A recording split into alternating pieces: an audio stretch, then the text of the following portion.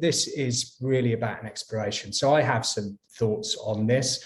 I have some musings on it. I've done a little bit of reading and reflection around it. But really, I'd love to hear your thoughts on it, and we'll be getting your thoughts and opinion throughout and quite soon in. So the key ones really are just exploring, if we're going to self-coach, how can we create the conditions that are going to enable that? What self-coaching approaches could you adopt? So what could you do? What tools, what techniques, what approaches might you take? And then finally, I'd love to get to some kind of conclusion, even if it's an interim conclusion from us by the end of it, about where do we see the possibilities and where are the potential limitations of self-coaching? Can you self-coach? So can you self-coach? And as we mentioned in the flyer for this event, this is a question we get asked quite a lot. So participants taking part in coach skills training, whether it be for the executive coaching piece or whether it be for leader for coach or manager for coach, once they start to practice with it and play with it, they often get curious about the potentials outside of just the kind of one-to-one exchange. So popular questions include, can I coach my children? Please, I want to do something there. So that comes up. And then another one is, I think I'm going to coach my wife, husband, partner, whoever it might be. What advice do you have for me? It's always a great question to ask. But right up there is the, can I coach myself question? And early on in my Management Futures career, I spent a lot of time on the road, well, often on the road, but certainly in different rooms as the apprentice, really, and the apprentice to some very, very good coach skills trainers. So Phil's on the call here, Shirley, I see others, Matt Driver as well.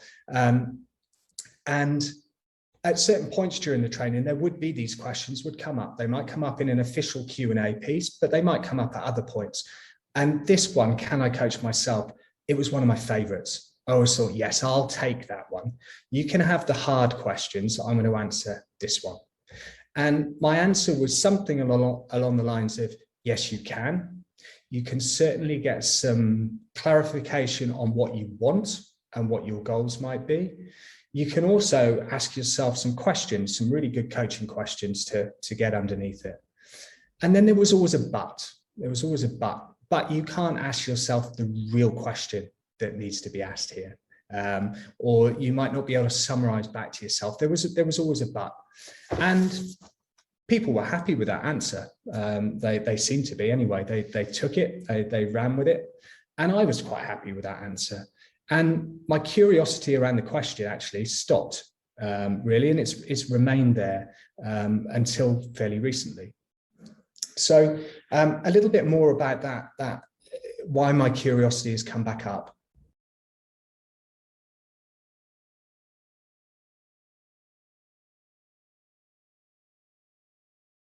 Nobody's gone for more effective. Nobody has gone for equally as effective. And there's a big, nowhere near as effective is pretty high, actually. So 11, that's got me curious. And then we've got the slightly less effective. So we're all, if you like, below the baseline there. Now, I appreciate, and I'm one, okay? So I'm an executive coach. So I think there is some self-interest in this answer anyway, and I declare it. But let's continue to explore. Let's see what we can do as we move through the lab. But that's our baseline.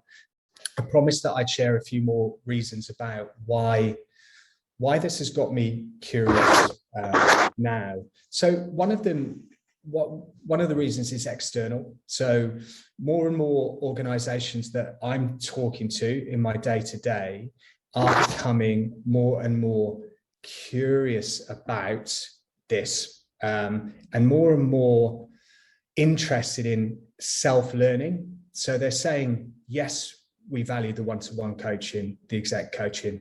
Yes, we value developing the internal coaching capability so our people can coach. And yes, we value the leadership skills that we get, but what we want is we want people to be able to self-learn, and how can they do the self-directed learning piece. I was at a conference yesterday, and there was a man, and I'll make sure I get his name right. I will look down from time to time. Dr. Terry Clark. He's a research fellow for performance science at the Royal College of Music. And one of the things that they're really focused on, I saw Julia's smile there. I know music is a big passion of yours. And one of the things that they're really focused on at the moment is how, after many years of tutored teaching, if you like, and one-to-one teaching, when they become professional, when they graduate, how can they then do the self-regulated learning is the term they have for it. And I had a conversation with a fine gentleman by the name of Michael Bourne. He's the performance director at the Lawn Tennis Association. And he was saying that more and more, the professional tennis players need to be able to self-coach as well. So yes, they've got their coaches, but they need to be able to do it for themselves. You may remember, and we did put a link out actually from Management Future's social media about the news. Emma Raducanu, young female tennis player who won at the US Open recently, how she came out and said, I'm in no rush to find a coach to replace the one I've just sacked. I need to be able to do this for myself. So there's various signs that have been sort of pushing me from an external perspective. And then internally, I think, and I know many of you know me, you might have a different take on this, but I think that I'm fairly resourceful. And I love learning, and I love taking insights from various places and then applying them in practice, whether it's applying them with me or with other people. And I do coach myself. In some ways, it's hard not to after years of playing with this. But I'm pretty sure that I've only scratched the surface, really, in what I could do, in what the potential is. And right now, it feels like I could do with being more effective at this. It feels like there are more challenges on the home front, there are more challenges on the work front, and there's just more challenges out there at the moment that if I could get better at self-coaching, then I'd like to. For the first example of a stimulation that we can use, if we don't have a one-to-one coach in front of us, what can stimulate us to do some deep thinking? Quotes.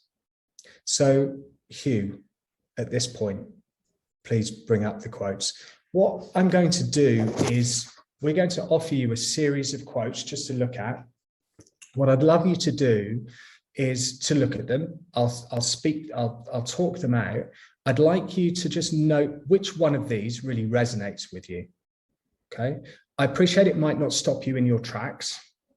I know you're sat down at the moment, but then hopefully there's one that stands out as resonating more than the others. So please note that. We'll give you a chance then to have a quick look back through them and maybe take a screenshot or a photograph of the one that you want, because you'll be doing something with this quote. Okay, is that all clear for everyone? Excellent. And just to say, there's going to be 8 quotes, I think, so just if that matters to people. Yeah, okay. So Maya Angelou, very famous quote, at the end of the day, people won't remember what you said or did, they will remember how you made them feel. Okay, Hugh.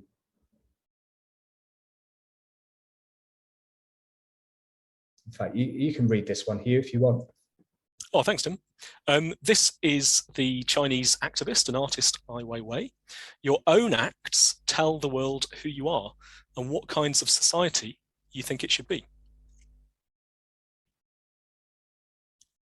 Coming up next, Tim. Okay.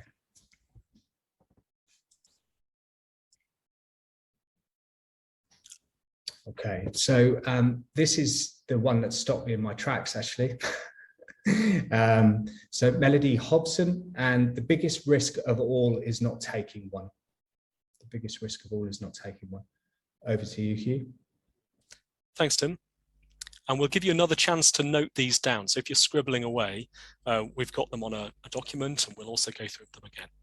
The next quote is visionary filmmaker Werner Herzog talking about his friend, saying, "The world reveals itself to those that travel on foot." The world reveals itself to those that travel on foot. Okay, Tim? Yep. Yeah, we'll whiz through them. Jacinda Ardern, one of the criticisms I've faced over the years is that I'm not aggressive enough or assertive enough, or maybe somehow because I'm empathetic, it means I'm weak. I totally rebel against that. I refuse to believe that you cannot be both compassionate and strong. Next up is Marcus Aurelius. This is Richard Harris playing him in the film Gladiator. Very little is needed to make a happy life. It is all within yourself, in your way of thinking.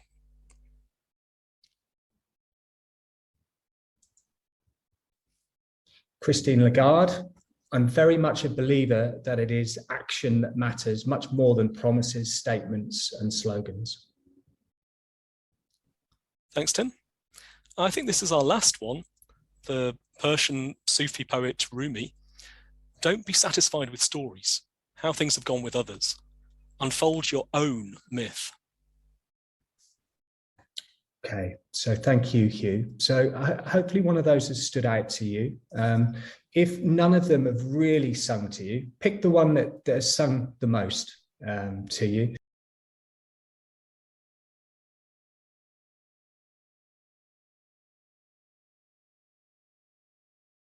Just to touch in on the core skills and how they might translate across. I've got some notes here into the self-coaching piece, because if we think about rapport, if we think about listening, if we think about summarizing, we think about questioning, and we think about goal setting, they all have a place, I believe, in the self-coaching too. So if we think about rapport, even rapport, how do you have rapport with yourself? Well, be kind to yourself. Be kind to yourself. Notice yourself. How am I feeling now in this moment when I've been stopped in my tracks? Give yourself time to answer the questions that have popped up into your mind. Give yourself time for the questions that are normally crowded out to come in. So I think you can be kind to yourself and be in rapport with yourself. Listen. So I've just mentioned it there. Really give yourself time to listen to the questions that might need to pop up, but also to mull the answers without judgment and just let them live. Now, please know that I'm just saying this as my opinion. This is just my musings. So these are just ideas, and you can take them and do what you may with them. Summary, I absolutely think that you can play back to yourself. You can be deliberate and say, so where am I now? What have I covered? How close am I to that connection? And you can summarize where your thinking is going. The stock answer that I would often give, and I heard colleagues give as well, around yes, you can self-coach, but you can't ask yourself the killer question. I rail against that now. I think, well, hang on a minute. If your questions are there, surely you can apply them across. So I think we can tee ourselves up with something like, what is the question I really don't want to answer? Or what's the question I'm avoiding answering? So I think we can find ways around it. And then the goal setting piece, making sure that, yes, we should be having exploration in the self-coaching, but make it go somewhere as well. These are not musings for musing's sake. What specifically do I want to take away from this time that I'm putting in? And we can check back in on progress as we're self-coaching. So I think the core skills, albeit adjusted and adapted, are equally as relevant within self as they would be for one-to-one. Environment. So Muriel, you mentioned nature, and thank you for that. I've read a book by Cal Newport. It's called Deep Work, Rules for Focused Success in a Distracted World. Who else has read that book on the call? Okay. I'd ask at least one of you to read it. It's pretty good. It's pretty good. It was first recommended by the current England rugby coach, which is a bit of a funny place to come from, really.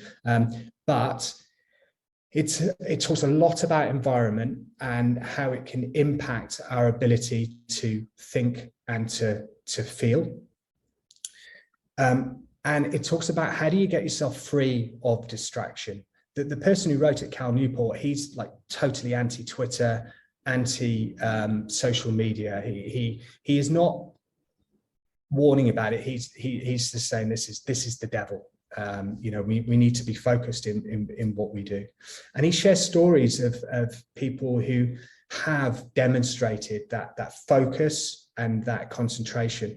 And he talks about them being deliberate about the environment in which they create. So he talks about Carl Rogers. He talks about Carl Rogers building a retreat for himself in the woods, in the forest, out of the city, where he would go and he would write for a couple of hours, and then he would walk in nature in the afternoons and do nothing more. And this was a place that he could be super focused on it. J.K. Rowling, and this is your cue for the Balmoral Hotel image, Hugh. So you may know this, but J.K. Rowling was really struggling to finish off her book, lots of distractions going on. So she booked herself into a suite at the Balmoral Hotel in Edinburgh. It looks a bit like Hogwarts, doesn't it? And it overlooked the Edinburgh Castle, and she put herself in an environment where she could focus and she could do the work that she wanted to do. Cal Newport, he also, one other example, which feels like an extreme, but nonetheless, I'll share it. Somebody really trying to finish off a paper, an academic paper, was really struggling to do it, booked themselves business class flights from the US to the Far East, and then business class back again an hour after they landed, and they just wrote and finished it off. So deliberately putting yourself in an environment. So self-coaching, first class, Australia and back, and we'll make loads of progress. If we just need a quick coaching session with ourselves, or a quick conversation with ourselves, that's probably extreme. But if we wanted to really do some thinking and really do some musing on something, what is the environment that we need to give ourselves that time to think on our own? Because in a coaching room, if we're one-to-one, that's different, isn't it? I know we're not face-to-face much at the moment, but the amount of thought that coaches put into their rooms, into making it a safe space and a space where people can really do their best thinking. So we could do the same. And then Muriel, I just wanted to point out Kaplan's attention restoration theory, which is a study that talks about the importance of being in nature and being in natural environments that can restore and rejuvenate us, and bring us to deeper thinking. So various studies on this that back it up. One that says that going for a walk within nature, within the woods, versus going for a walk within cityscape will be 20% more impactful on your ability to think than going for a walk in the city. So it's dramatic. And we know it. It's one of those things we know, we feel it. I'm going to stop soon because Hugh has a couple of things that he'd certainly like to say, except to say the research, there's some research from 2016. It's in the slide deck, so you'll get it. The conclusions there, they put one-to-one professional coaching against group coaching against self-coaching, and they were ranked 1, 2, 3. So one-to-one was the most effective. And what it did say was that people can absolutely make progress against the goals. It can be a real antidote to procrastination. And another study, interestingly, said that the effectiveness of the self-coaching could be moderated by the degree of self-leadership skills inherent in the self-coachee. So leadership skills, couple it with this could be good.